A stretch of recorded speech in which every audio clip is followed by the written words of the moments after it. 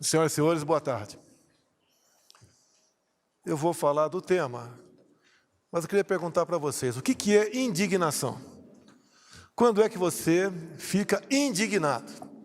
Quando você vê um brutal ato de injustiça. E não interessa contra quem seja esse ato de injustiça, nós temos que nos indignar. Nós temos que demonstrar o nosso sentimento. Nós temos que tentar mostrar que o outro lado está errado. Bem, tem um jurista aqui na frente, nosso ministro Humberto. Nós somos autoridade para agir em flagrante delito. Não é isso mesmo? Nós podemos deter uma pessoa que tenha cometido um delito grave, de forma flagrante. Eu pergunto, eu poderia aqui agora deter alguém por ter espancado um marciano? Poderia? Acredito que não.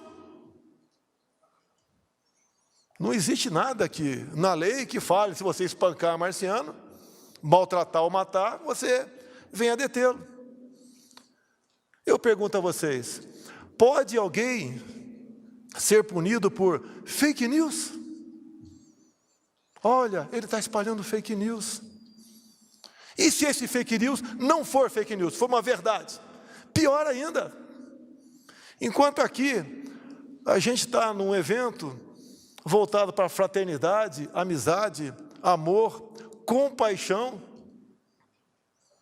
Aqui, do outro lado da Praça dos Poderes, uma turma do Supremo Tribunal Federal, por 3-2, mantém a cassação de um deputado acusado em 2018 de espalhar fake news. Esse deputado não espalhou fake news, porque o que ele falou na live, eu também falei para todo mundo, que estava havendo fraude nas eleições de 2018.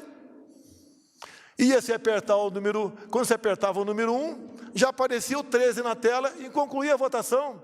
Foram dezenas de vídeos, dezenas de pessoas ligaram para mim ao longo de toda a noite, daquela primeira votação, do primeiro turno de 2018. Isso é uma verdade. E esse deputado foi cassado. Primeiro ele foi absolvido por 7-0 no TRE do Paraná. Depois, por 6-1, foi condenado no Tribunal Superior Eleitoral, cujo objetivo era criar jurisprudência para perseguir os outros, que porventura não gostassem do seu comportamento. Deputados que estão aqui, que porventura estejam nos ouvindo, vai chegar a sua hora, se você não se indignar. Não existe tipificação penal para fake news. Se for para punir com fake news a derrubada de páginas, fecha a imprensa brasileira, que é uma fábrica de fake news, em especial Globo, Folha. Outro caso hipotético. Vamos supor um caso hipotético, que o João assassinou a esposa Maria. E ele foi condenado. Algum tempo depois, descobriu-se que o João não era casado com a Maria. Eles viviam em união estável. Solte-se o João, volte o processo às origens. Assim foi a absolvição do Lula. Patrocinado por quem? Edson Fachin. Ele que botou o Lula em liberdade. E baseado no quê? No CEP, Código de Endereçamento Postal. Ele não podia ser julgado em Curitiba. Tinha que ser julgado em São Paulo ou Brasília. E anulou-se na época, que já se prescrevia, todas as acusações contra ele. Que Brasil é esse? Que justiça é essa? Me desculpe os demais magistrados aqui presentes. Onde está o nosso TSE quando convida as Forças Armadas, via portaria, assinado pelo ministro Barroso, a participar de uma comissão de transparência eleitoral? As Forças Armadas descobrem centenas de vulnerabilidades, apresentam 9 sugestões. Não gostaram. Eleição é coisa para forças desarmadas. Convidaram-os para quê? Ora bolas. Para fazer papel do quê? Eu sou o chefe das Forças Armadas. Nós não vamos fazer o papel de idiotas.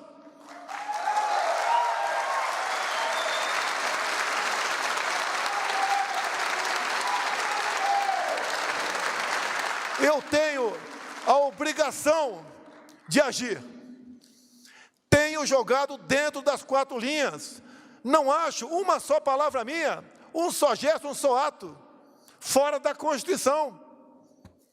Será que 3 do Supremo Tribunal Federal, que pode muito, pode continuar achando que pode tudo? Eu não vou viver como um rato. Tem que haver uma reação. E se a população achar que não deve ser dessa maneira, preparem-se para ser prisioneiros, sem algemas. O ministro que solta o Lula é o mesmo que está à frente do Tribunal Superior Eleitoral, dando as cartas como dono da verdade. O que ele fez essa semana que passou? A política externa é minha e do ministro França, do Itamaraty. Ele convida em torno de 70 embaixadores, e eles vão lá para dentro do TSE, e ele, de forma indireta, ataca a presidência da República, como homem que não respeita a Constituição, que não respeita o processo eleitoral, que pensa em dar um golpe, e conclui de forma indireta. Acabou as eleições, imediatamente seus chefes de Estado devem reconhecer o ganhador das eleições, para que não haja qualquer questionamento junto à justiça. O que é isso, senão um arbítrio, um estupro à democracia brasileira? Para mim é muito mais fácil eu estar do outro lado. Muito mais fácil, Antônio de Paula, Carla Zambelli. Muito mais fácil. Tem a família toda perseguida, até a esposa processada. Canalhas! Processar a minha esposa, vem para cima de mim, se são homens.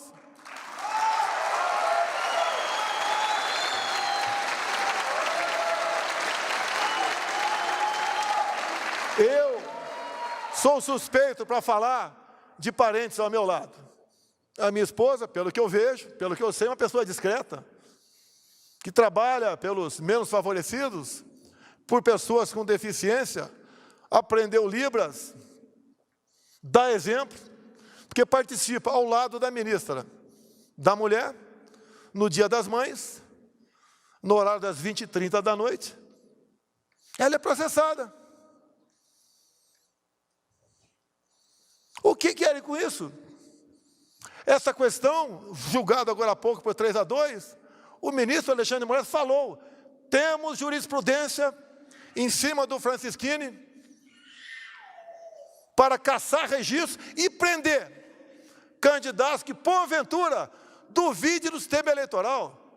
A dúvida, o debate, faz parte da democracia. Onde não há debate, há ditadura. Nós confiamos nas máquinas? Eu confio nas máquinas. Não confio em quem está atrás das máquinas.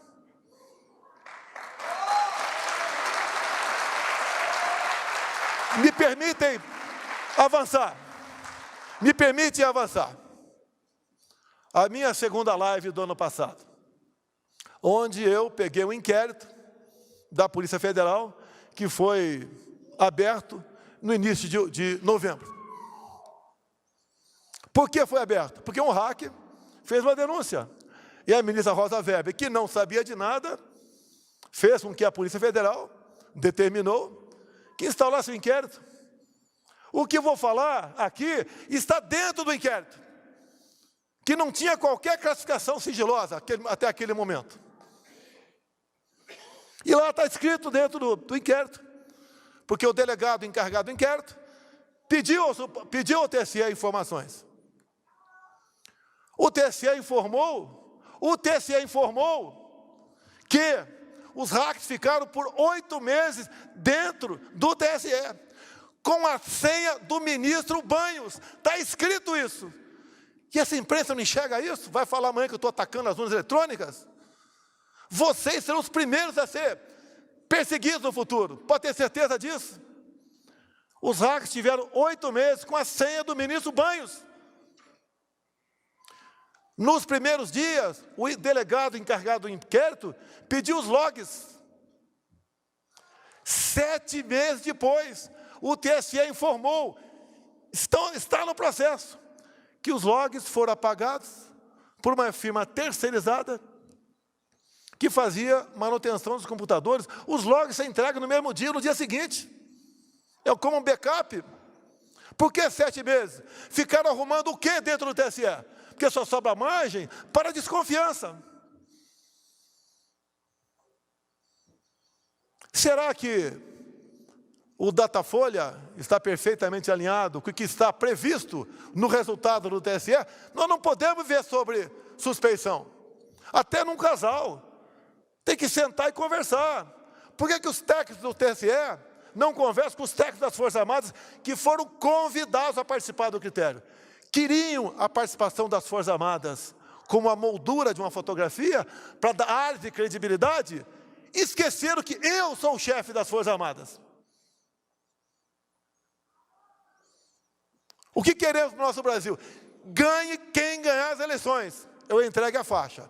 Numas eleições limpas, democráticas e auditáveis.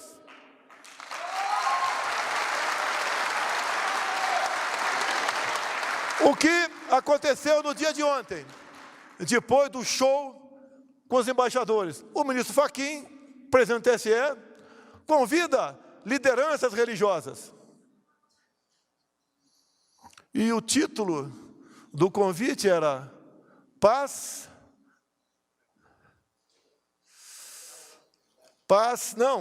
tolerância, paz e tolerância. Olha só, o ministro Fachin fala aqui, paz e tolerância. O que o Fachin fez no ano passado? Tentou de todas as formas no TSE criar uma jurisprudência ao tentar caçar uma vereadora evangélica de Lusiânia, Goiás, que pediu voto numa pequena igreja para meia dúzia de pessoas. Vote em mim. Com essa cena, o ministro Edson Fachin tentou criar a jurisprudência para caçar registro de cristãos, evangélicos e espíritas sobre abuso do poder religioso. Qual é a coerência desse ministro?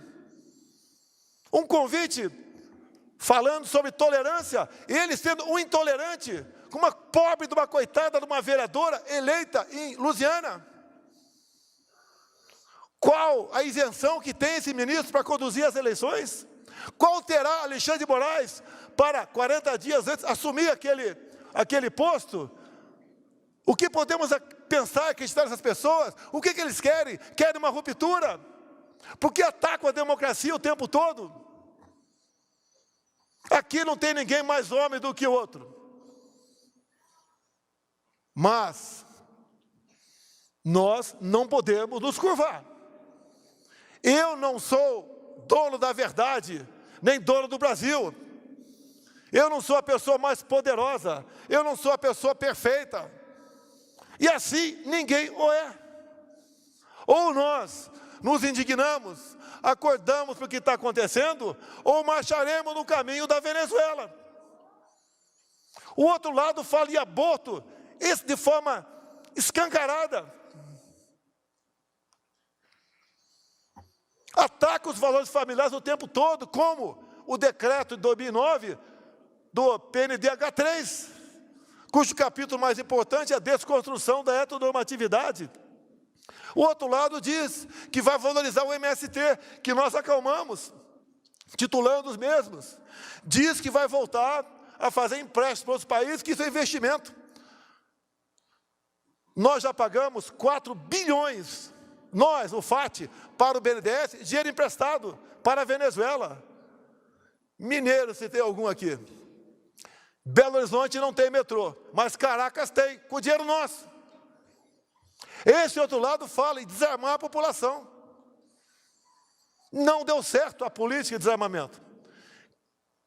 O Chile está sendo desarmado agora. Todas as ditaduras precederam de movimentos desarmamentistas. Povo armado jamais será escravizado.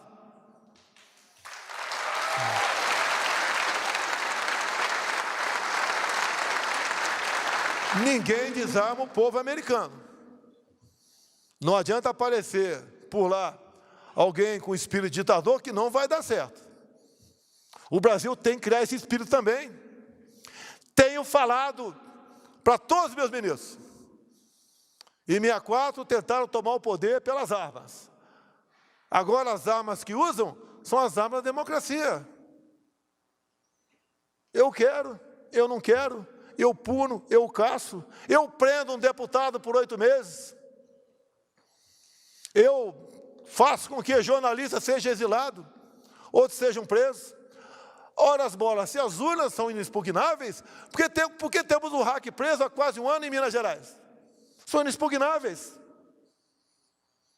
O que se espera de um país que age dessa maneira?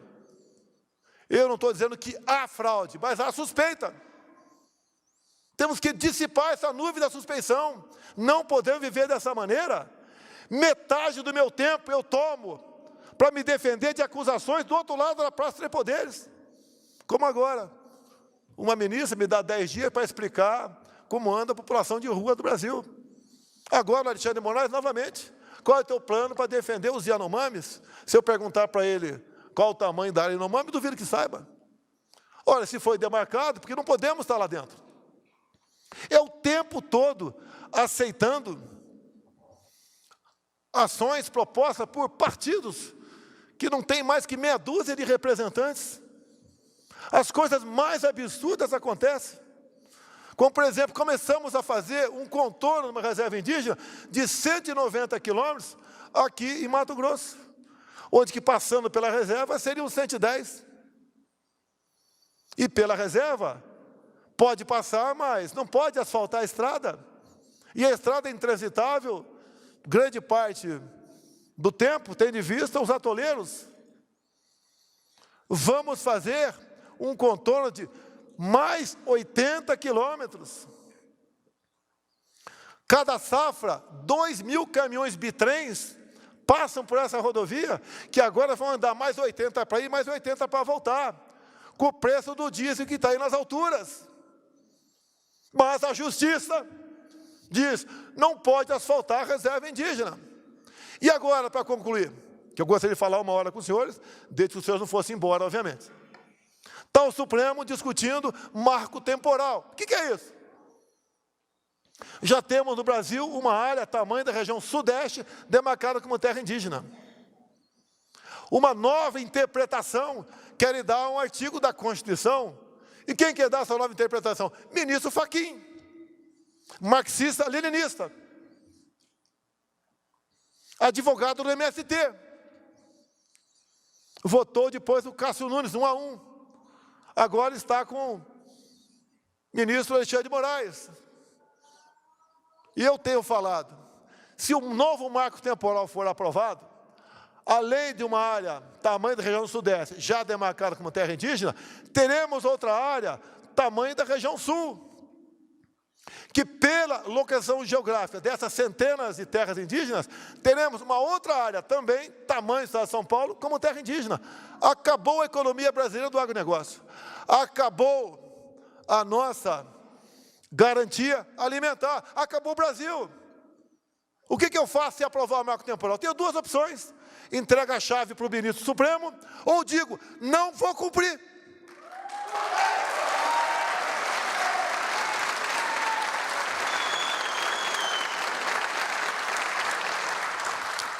Eu fui do tempo que decisão do Supremo não se discute, se cumpre. Eu fui desse tempo. Não sou mais.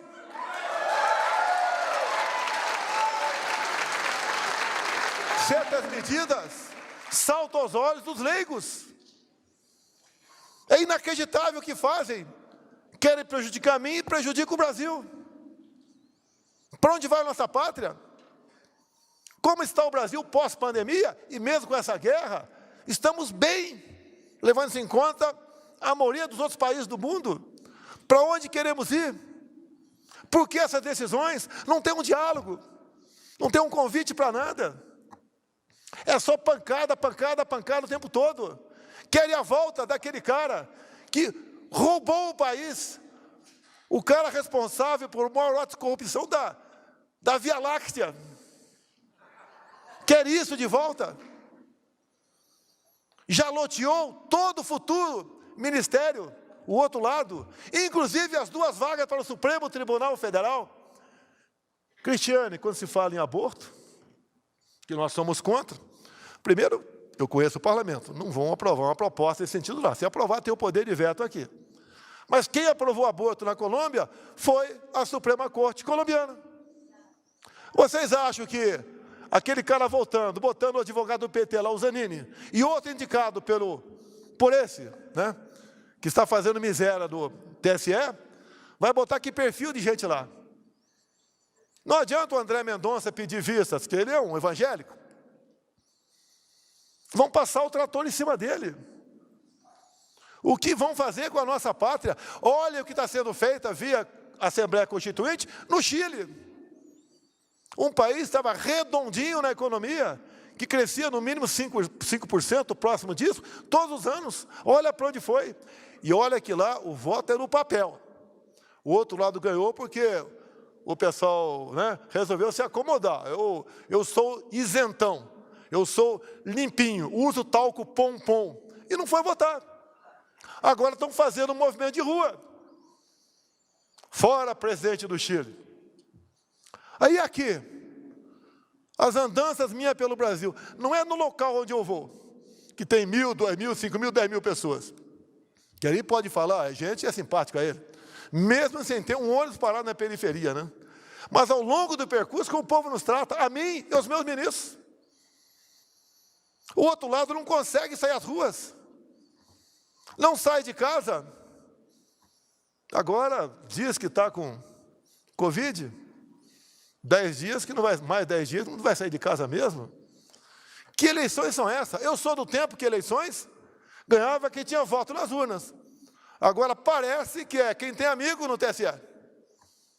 E lá tem uma sala cofre, que ninguém entra. A apuração é um ato público. Qualquer um de vocês tem que entender como são feitas as apurações. Não interessa se conheçam ou não de tecnologia. E como é feito? Ninguém sabe. Pode ser que seja feito corretamente? Pode.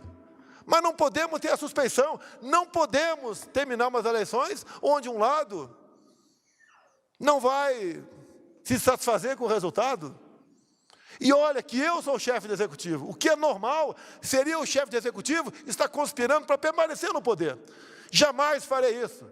Entrego para qualquer um a faixa. Mas tem que ganhar no voto. Transparente. Alguns falam, o Bolsonaro está fazendo isso porque está criando um clima que vai perder. Meu Deus do céu, se o Lula tem 45%, vamos dar transparência para ele ganhar no primeiro turno. Isso não é um desabafo, é um alerta à nação brasileira. Podia ter ficado quieto, como quase todos os meus ministros me aconselham. Fique quieto, fique na tua, calma.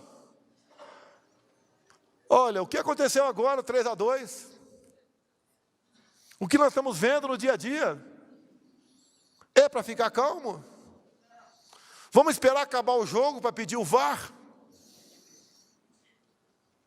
Aqui tem gente que vai votar na esquerda, tenho certeza disso. É um direito teu, parabéns. Mas quem tem que ganhar a eleição é quem tem mais voto.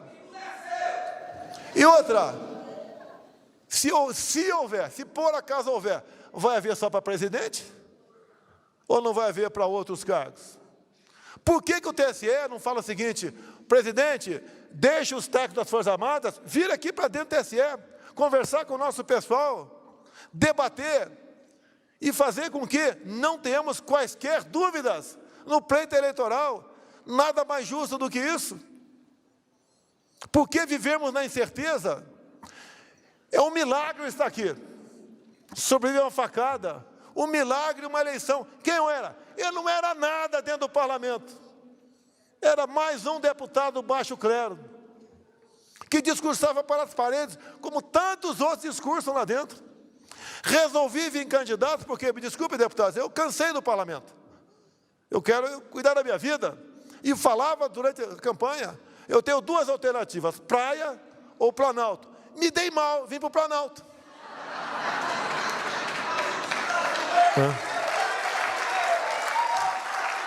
Mas eu entendo. Aqui, Otônio, a gente não pode medir a fé. Medir a minha com a tua. Não tem uma fita métrica para isso. A fé está dentro de você. Ou você tem, ou você não tem. Eu aprendi uma coisa ao longo da minha vida. Sou católico, já li a Bíblia toda quando estava na fronteira. Naquele tempo não tinha energia elétrica lá, não tinha celular. Então tinha mais tempo para a família, para ler a Bíblia. E o que eu aprendi, Otônio?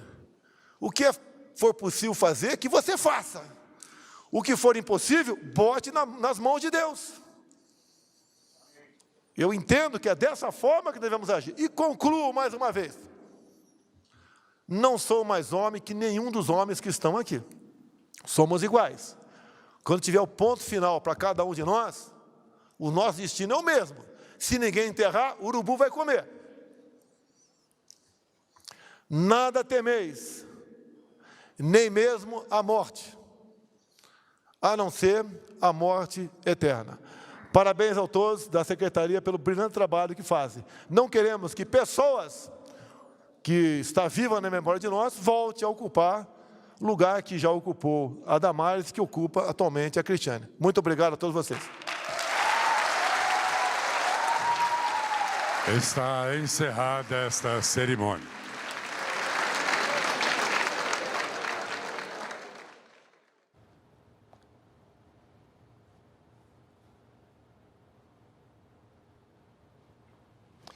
Tá, e nós acompanhamos direto do Palácio do Planalto a cerimônia Brasil pela Vida e pela Família, com anúncio de ações para a proteção da vida desde a concepção. Para saber mais sobre esse assunto, acompanhe a nossa programação e siga as redes sociais da TV Brasil. Até a próxima!